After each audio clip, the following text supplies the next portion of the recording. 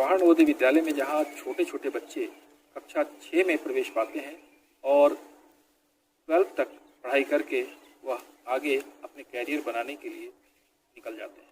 अनेक छात्रों के अंदर जो प्रतिभाएं होती है, कह सकते हैं कि वह संभावनाओं से परिपूर्ण होता है और अपने लक्ष्य की प्राप्ति के लिए सतत प्रयत्नशील रहते हैं। आइए आज हम जानेंगे तो ऐसे नवोदयन की कहानी जिसने नीट परीक्षा 2020 में अपनी सफलता का परचम लहराया है, और उनसे हम रूबरू होंगे और जानेंगे उनकी जुबानी उनकी सफलता की कहानी। इसी अररिया जिले के सितांशु शेखर और सौम्या कुमारी ने नीट परीक्षा उत्तीर्ण कर चिकित्सा सेवा क्षेत्र में जाने का अपना रास्ता खोला है और प्रथम बार में ही अच्छे अंक लाकर उसने यह सिद्ध किया है कि मेहनत के बल पर कोई भी सफलता हासिल की जा सकती है। तो आइए मिलते हैं सितांशु शेखर। और सितांशु शेखर पूरे अररिया में नीट की सफलता पाकर धूम मचाई है और साथ में उनके पिता भी मौजूद है। इस सफलता पर उन्हें बहुत बहुत बधाई। तो सितांश, आप बताएं कि आप इसमें सफलता में जवाहर नवोदय विद्यालय में आप आई हुई वो कितना कारगर रहा? सर, हम यहाँ पर 9th में लेटर एंट्री में मेरा एडमिशन हुआ था। उसके बाद जब 10th में गए, फिर हम मेरे मामा बोले हम कि मेडिकल करना है, तो फिर उसके बाद 11th 12th यही JNV अररिया से किए सर। उसके बाद फिर 12th करने के बाद 77% आया था हमको बोर्ड में। फिर उसके बाद LN कोटा गए, फिर वहाँ 2 साल का तैयारी किए। फिर उसके बाद इस बार सर मेरा सिलेक्शन हो गया नीट में। तो इस बार आपकी सफलता का क्या परिणाम रहा? नीट में ओवरऑल मेरा 647 मार्क्स है 720 में, और मेरा ऑल इंडिया रैंक है मेरा 4354, और OBC रैंक है मेरा 1501। आइए मिलते हैं उनके पिता से। क्या जब आपने अपने पुत्र को नवोदय विद्यालय में प्रवेश दिलाया था तब आपकी क्या परिकल्पना थी कि मेरा बच्चा जो है भविष्य में क्या बनेगा? ऐसी कामना थी आपकी? हाँ, मेरी कामना थी। या ऐसा विश्वास था कि एक दिन जरूर सफल होगा नवोदय विद्यालय में आकर के? हाँ, विश्वास। तो अब आप कैसा महसूस कर रहे हैं जो आपके सुपुत्र ने यह कमाल करके दिखाया और भविष्य में चिकित्सा क्षेत्र में सेवा प्रदान करेगा? कैसा महसूस कर रहे हैं उसकी सफलता पे? बढ़िया प्रदान करेगा। आप क्या करते हैं और जरा बताएं कि आपका क्या बैकग्राउंड है? क्या किसान है? अच्छा, तो किसान परिवार से एक छात्र जो है डॉक्टर बनने की दिशा में अपना कदम आगे बढ़ाया है, ये बड़ी खुशी की बात है। कहते हैं कि मंजिल पाने के लिए और हौसला होना चाहिए, तो इसी हौसले के साथ आपने जो तैयारी की है वो किस प्रकार से की है वो बताएं, ताकि जो आपके जूनियर छात्र हैं जो उनको भी कुछ प्रेरणा मिले।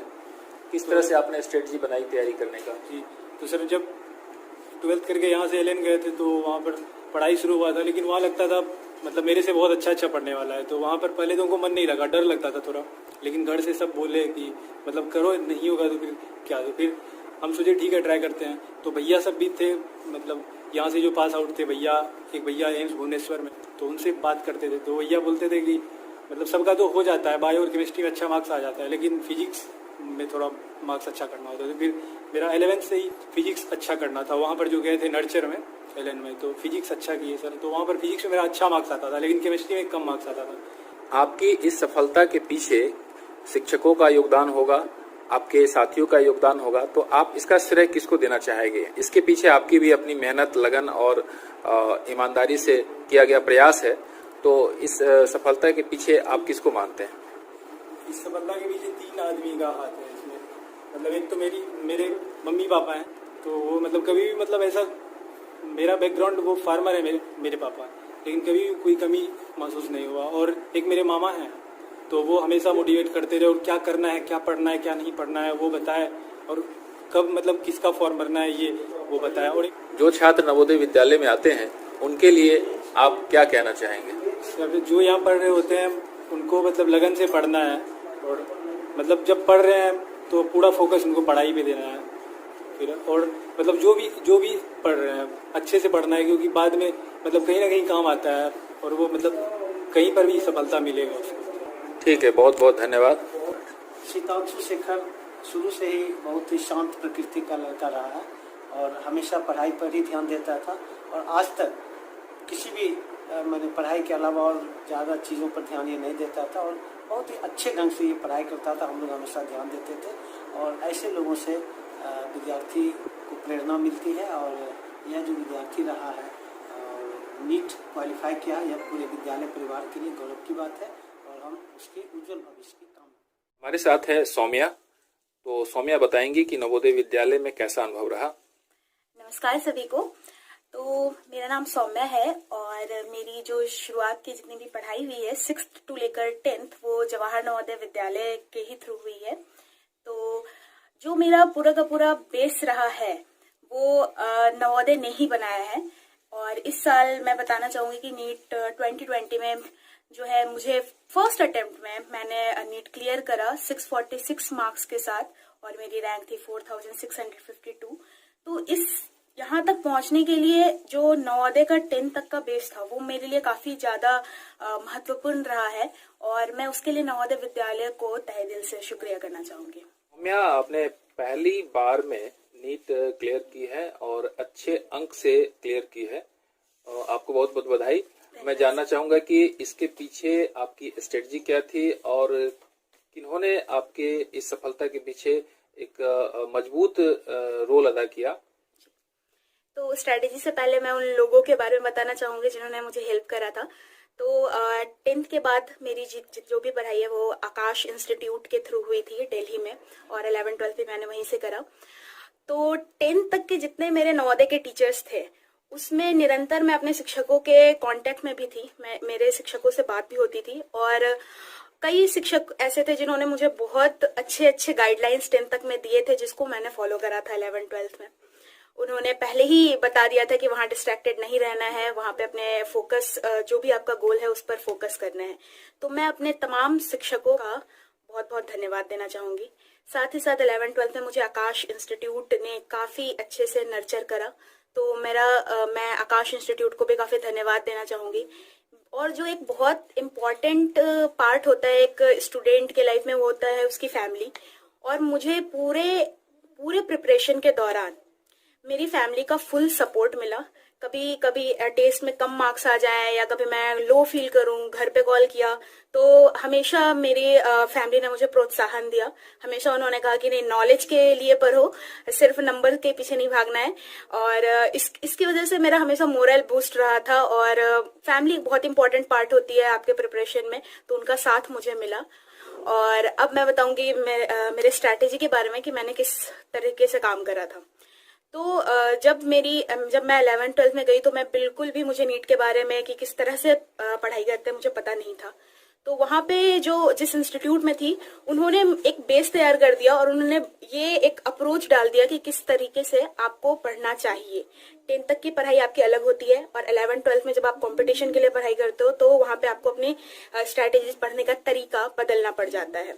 आपको इस माइंडसेट से पढ़ना पड़ता है कि आपसे किस तरह के क्वेश्चंस पूछे जाएंगे। आपको अपना पॉइंट ऑफ व्यू, साथ ही साथ आपको एग्जामिनर का जो आपसे क्वेश्चन पूछेगा उसके पॉइंट ऑफ व्यू से भी सोचना पड़ता है। जब भी आप पढ़ाई कर रहे हो तो आप इस माइंडसेट के साथ पढ़ाई करो या इस माइंडसेट के साथ क्वेश्चंस अटेम्प्ट करो कि जो क्वेश्चन आपसे आज बन रहा है वो बढ़िया, या नहीं भी बन रहा है कोई बात नहीं, बट आज के बाद आज के 6 महीने बाद या आज से 3 महीने बाद अगर वही सवाल आपसे पूछा जाए तो वो आपसे बनना चाहिए। तो ऐसा अक्सर होता था मेरे साथ कि कक्षा में कोई क्वेश्चन आया और मैं नहीं बना पाई उसको, तो वहां पे मुझे थोड़ा लो फील होता था। बट फिर मैंने कोशिश करा इस चीज को लाने का कि घर पर खुद से जाऊं और खुद से उस क्वेश्चन को इस तरह से अपने मेमोरी में डालूं कि आज के इससे कुछ महीने बाद भी मुझसे कोई अगर वो सवाल करता है तो वो मैं उसको जवाब दे पाऊं, या कॉम्पिटिशन या एग्जाम हॉल में जब मैं बैठूं तो वो सवाल मुझसे बने। तो ये एक छोटी सी चीज थी जो कि जिसने मेरे को बहुत हेल्प करा, क्योंकि हम बहुत शॉर्ट टर्म बेसिस पे पढ़ाई करते हैं और इस चीज ने मुझे काफी हेल्प करा कि मैं लॉन्ग टर्म तक चीजों को कैसे रिटेन कर पाऊं। और पढ़ाई करने के कई सारे तरीके जो मैंने वहां पे हिट एंड ट्रायल में सीखा था, और याद करने के कई सारे तरीके थे जो कि मैंने कई सारे हिट एंड ट्रायल में सीखा था। तो मैं एक एक आध चीज जो रिकमेंडेशन मैं आपको दे सकती हूँ कि आप मेमोरी के लिए यूट्यूब पे कई सारे चीज हैं, जैसे आप मेमोरी पैलेस टेक्निक सीख सकते हो, स्पेस रेपिटेशन आप सीख सकते हो कि किस तरह से पढ़ाई को और इफेक्टिव बनाया जाए। तो इस तरह की छोटी छोटी चीजें अगर आप इस पे भी काम करते हो कि आप पढ़ाई के तरीके को कैसे स्ट्रॉन्ग करो, तो आई थिंक आपका रिजल्ट औरों से ज्यादा अच्छा चला जाएगा।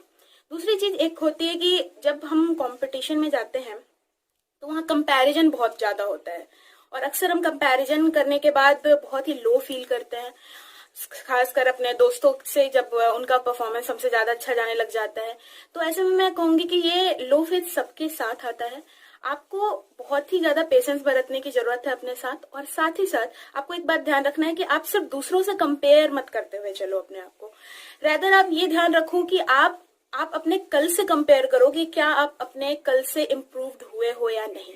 तो इस चीज पे अगर आप ध्यान रखोगे तो आप पे प्रेशर कम रहेगा और आप बेटर और बेटर करते चले जाओगे।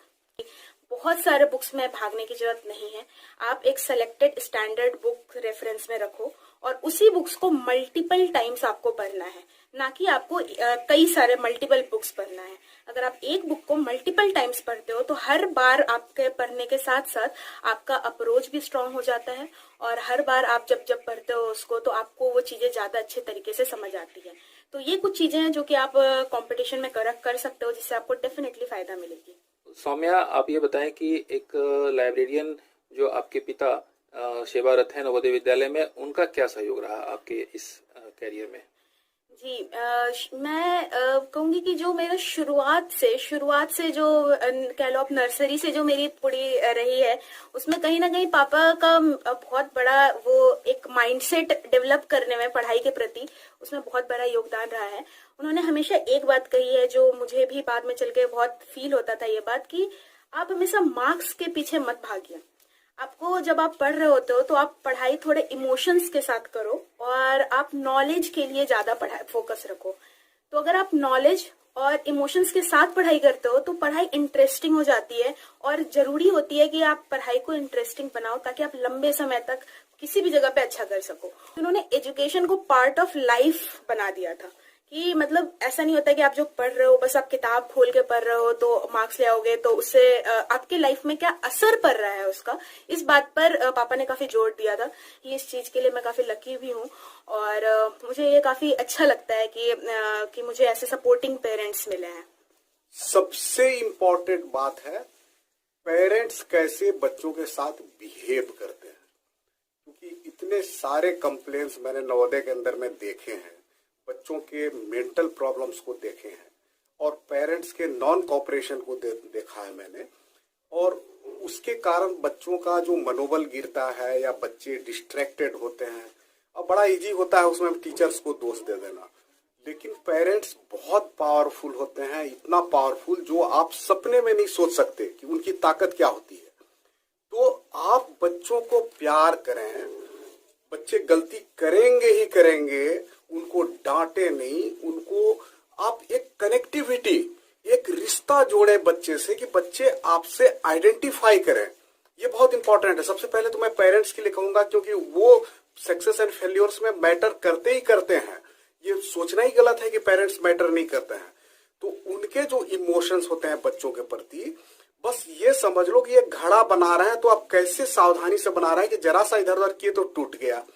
तो जन्म के बाद से ही बच्चों के प्रति एक एटीट्यूड, एक सोच विकसित कीजिए कि इस बच्चे को आगे ले जाना है। पेरेंट्स के सफलता असफलता तो होती ही रहती है। हर पेरेंट्स का ड्रीम रहता है कि हमसे माता पिता से बच्चे ज्यादा आगे जाएं। क्या आपने कभी सोचा था कि हमारी बिटिया मेडिकल फील्ड में जाए, या बिटिया का चॉइस था कि वो मेडिकल क्षेत्र चुने? मतलब सामान्य मूल मंत्र क्या है जो बच्चे आगे बढ़े? जी, ये बहुत thanks for the asking me this question. पहला सामान्य मूल मंत्र है, बचपन से ही रीडिंग हैबिट आप बेहतरीन बनाएं, और वो स्टोरी के माध्यम से बनाएं। आपका वो स्टोरी जो है आपके ब्रेन को ओपन अप करता है, खोलता है, आपकी समझ को, छोटे बच्चे के भी समझ को बहुत विकसित करता है। तो मैंने स्टार्टिंग में क्या किया था, बच्चे पढ़ना तो जानते नहीं है, मैं किताबों का पुलिंदा रखता था और बच्चों को कहानी पढ़ के सुनाया करता था। तो ऑटोमेटिकली ऐसा हुआ, थोड़ी दिनों में बच्चे क्या हुआ, इतना ज्यादा पढ़ने लग गए कि पढ़ाई समस्या नहीं रह गई, उनकी रीडिंग हैबिट ने उनको जो मैच्योर्ड बनाया, तो क्या मैथ क्या इंग्लिश सब आसान हो जाता है। मैं ये कहना चाहूँगा, एक तो आप सही ढंग से पढ़ें, सही किताबें पढ़ें और राइट डायरेक्शन में चलें। इस चीज के लिए मैं पूरे जीवन में प्रयासरत रहा कि हर बच्चा नवोदय का निकले तो वो सफल हो, वो धक्के खाने के लिए ना निकले। नवोदय के शिक्षकों से मुझे बहुत प्यार है, बच्चों से बहुत प्यार है और इसको मैं परिवार मानता हूँ। सौम्या, आज जो बच्चे हैं किताबों से दूरी बना रहे हैं और कहीं ना कहीं सोशल मीडिया के माध्यम से तमाम ऐसे चैनल से जुड़ करके पढ़ाई करने में ज़्यादा रुचि दिखाते हैं, तो क्या छात्रों को इस दिशा में जाने में किस तरह का उन्हें एहतियात बरतना चाहिए?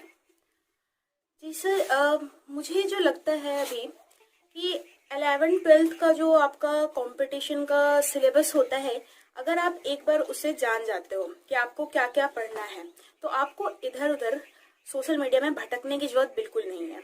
और मैं एक बात क्लियर कर देती हूँ कि जैसे फेसबुक है और इंस्टाग्राम है, इन चीज़ों का अगर आपको लग रहा है कि बहुत ज़्यादा यूज होता है, तो ऐसा यूज नहीं होता है कंपटीशन में।